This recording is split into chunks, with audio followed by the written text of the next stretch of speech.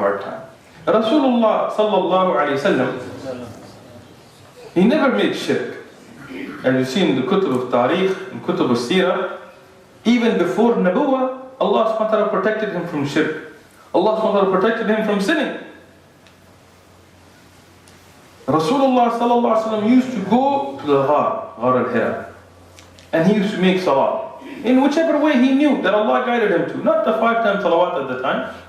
And he used to remember Allah, and he used to make ibadah, and he didn't join the mushrikeen in their festivals, and he didn't make shirk with the idols. Nobody said anything to him.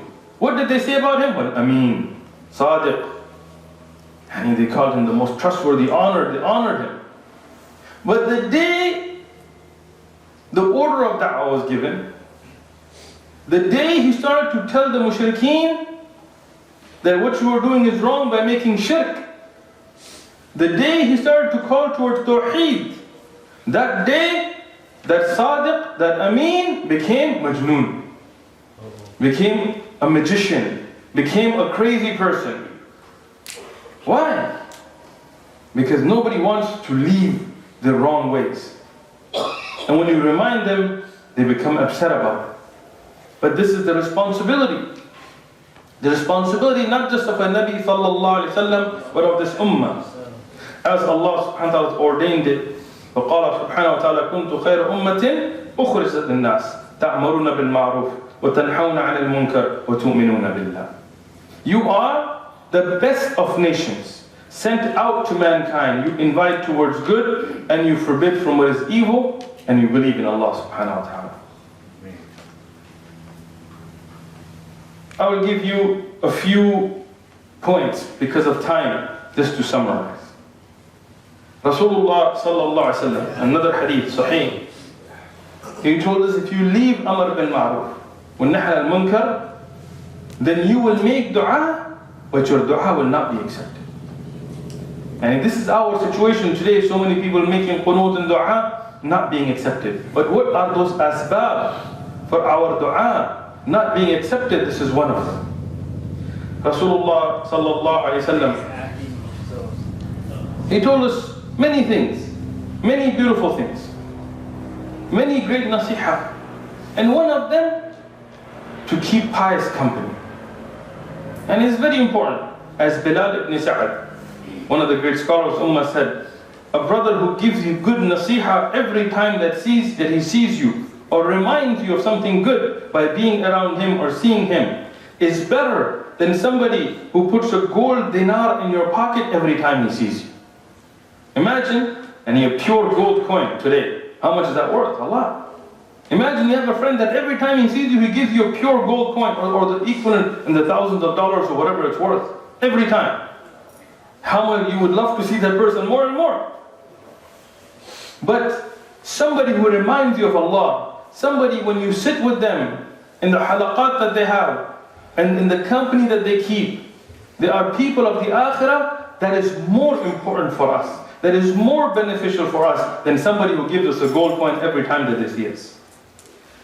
Ibn Umar radiallahu anhuma, he would say that we say, and this is in Bukhari, that we say in front of the rulers what we don't say behind their back. This is a type of nifaq. And when we say in front of the rulers what we don't say behind their back, in front of them you're like, yes, yes, Sheikh, oh, Trump, oh, sir, Senator, oh yes, great. And then when they're gone, you're like, those guys. This is the type of nifaq. Say in front of the people what you say behind their back. Don't fear people, fear Allah. Khalid ibn Ma'dan, he said, whoever seeks praise by that which goes against Allah, pay attention. Whoever seeks praise by that which Allah does not love, Allah will turn it into blame for them. And whoever blames for the sake of Allah, then Allah will turn that into praise for them. When people, today, many Muslims, so-called leaders, ai they go on YouTube and they say, oh, the LGBT community, we need to stand up for their rights. Why? Not because he believes that, But because he wants their support, he wants their praise, he wants them to be like, oh no, he's a good Muslim. He's not one of those fundamentalists. He's moderate. He wants to get that praise from people who are, have the la'na of Allah subhanahu wa ta'ala on them. Allah will turn into blame. Even they will realize his hypocrisy because they read his other comments too.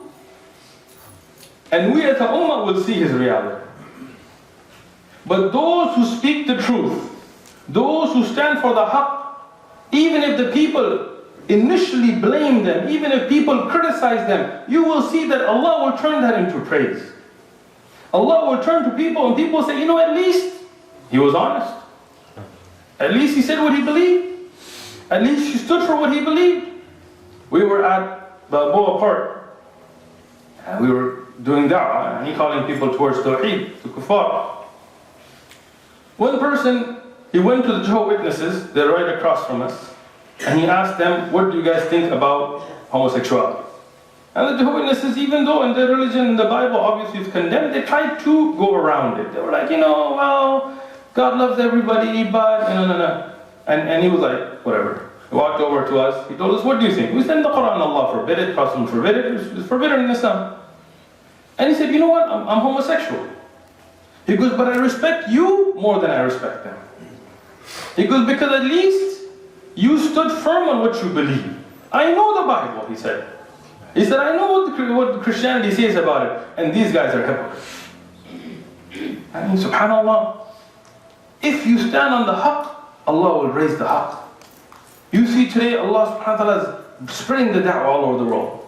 Spreading the Islam in every continent, every place. Even with everything against us, it's growing. Alhamdulillah. Say Alhamdulillah. Alhamdulillah. But now the question is, what are we doing to be a part of that da'wah? Not everybody's going to be a khatib. Not everybody's going to be an imam. Not everybody's going to be giving lectures. But everybody should be involved in da'wah. How? Everybody should be a part of Amr bin Maruf and Nahy al-Munkar. How? In your individual life, show good akhlaq. You are a Muslim, how can you be smoking? How can you be drinking? How can you be partying? How can you be setting that example? You are sent here. أخرجت للناس فَلْتَأْمُرُونَ بِالْمَعْرُوفِ. How can you do that? No, stop. As an ummah, we need to take a stand. Stop. At least set a good example. If you aren't a da'i, invite the people to the du'at. Alhamdulillah, we have programs coming up in this masjid. We're bringing speakers, and inshallah we'll talk about and those announcements. Invite people to those programs. At least be a part of that. Take the videos, forward them to others, so at least be a part of that da'wah. At least come to the masjid, not just this masjid, any masjid. Go to the masjid and say, look, what can I do? I want to be a part of the community. What can I do? Can I vacuum? Can I wash? Can I help you with parking? What can I do? Can I go out and be a khadim? And many of the women of the Sahaba, radiyallahu anha, they used to go out with the jaysh, with the army. Even if they weren't with swords in hand and shields, they were there serving, they were there bandaging, they were there doing all of this, at least to be a part of the da'wah. Now we'll end with one of the aqwal from the Israeliyat regarding Ibrahim alayhi salam. When Ibrahim alayhi salam was in the fire. When Ibrahim alayhi salam was thrown in the fire, Allah subhanahu wa ta'ala protected him. But there was a ajuza, an old woman from that nation, but a mu'minah. She took a bucket of water and she started to throw it towards the fire. Now this fire was so big that a bird flying over it would fall and burn. It was so big that the bucket of water is going to evaporate before it even gets close to it. Somebody told her, lady, what are you doing? What's this bucket? What's your little bucket of water going to do against that fire? She said, at least I will have an excuse in front of Allah subhanahu wa ta'ala. When the Khalil of Allah was thrown in the fire, I didn't just sit around and watch. What are we doing? Islam is not a spectator sport.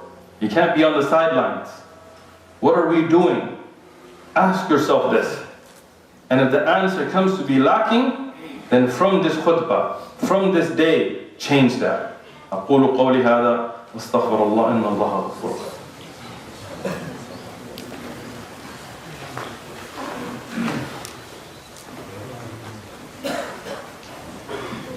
الحمد لله رب العالمين، والصلاة والسلام على أشرف الأنبياء خاتم النبيين وعلى آله وأصحابه أجمعين.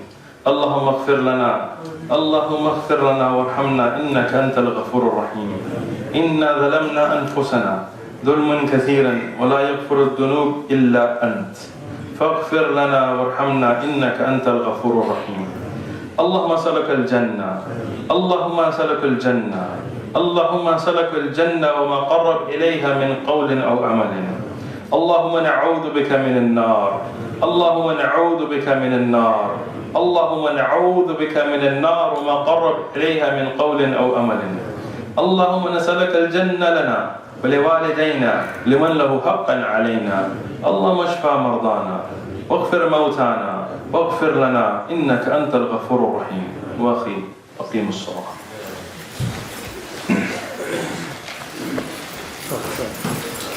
الله أكبر.